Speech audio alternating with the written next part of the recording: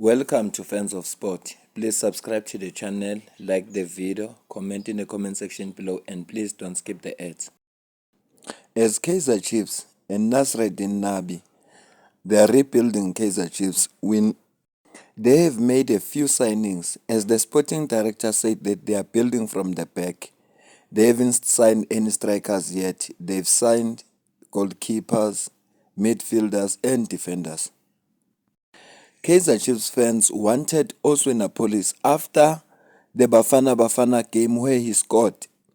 They wanted Oswin Appolis. Fortunately, Kaizer Mdaung Jr. was in an interview with Robert Marawa. He did say that he's a good player, he's a quality player. They will do whatever they can to bring the player on board. So, as the days of the transfer window were coming closer and closer to the due date, we were eagerly waiting for the announcement that Kaizer Chiefs have signed Oswin Appolis. Unfortunately, we didn't get that update from Kaizer Chiefs. Oswin Appolis' agent has revealed what really transpired, why that move didn't happen, and this is what he said. But before we get to that, please subscribe to the channel, like the video, share your thoughts in the comment section below.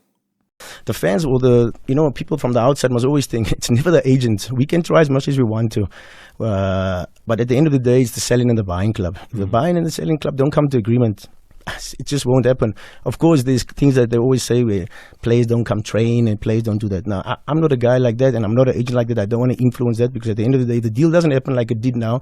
The clubs, they will victimize the players straight away. Of course, until every player wants to play for Kaizer Chiefs or Orlando Pirates or Sundowns, Lance, let's chat Aussie now. Obviously, we know that there was interest in North Africa, and then when the transfer window closed there, then he was available on the South African market. Why did he not move? So Aussie was I would say, I really thought, I knew it's going to go to the wire with Oswin, just because of his situation. He was in high demand from North Africa. And the problem was, I think, if we're all honest, the truth, it was, they came in with the offer, the club owner accepted the offer, and he just went offline. Okay. Nobody could get hold of him. Brajani, I know you listen to the show. He's a friend of the show. I love Brajani. Give us a call, man. We'll meet there in Sentin, where. So yeah, it was really difficult, because also dealing with North Africans is also difficult. They work late at night, and we work like normal hours. So it was also, it wasn't easy. And we thought we'd gone through it, and then unfortunately, the team Esperance found a replacement. And then Elias, no, it was not Elias. There was another player that wasn't. Elias was anyway going to go anyway. Okay. Then, of course, it was dragging on, and then, of course, the window went closed, and there was MC Algiers that came in afterwards also. And, and then we just also couldn't just find the owner of Polokwane. Struggling to get hold of him.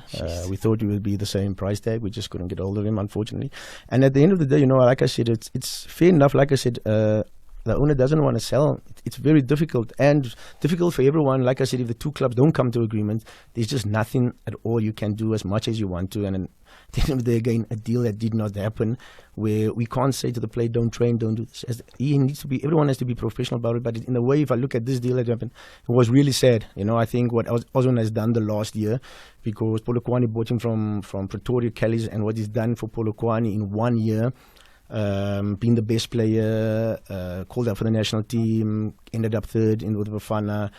And then just the last Bafana games, he's been crucial. He was been really good, and for a player, I'm an ex-player, how it goes. You're just looking for that transfer to happen, and don't get me wrong, Polokwane has done great for him. They put him on the platform from the Motsepe and bringing him up to the PSL. So I'm not saying it's Polokwane is bad. No, I don't say that. I just say that they put him on the platform, and unfortunately it didn't happen. In the last, I would say, 72 hours, Sundowns came in.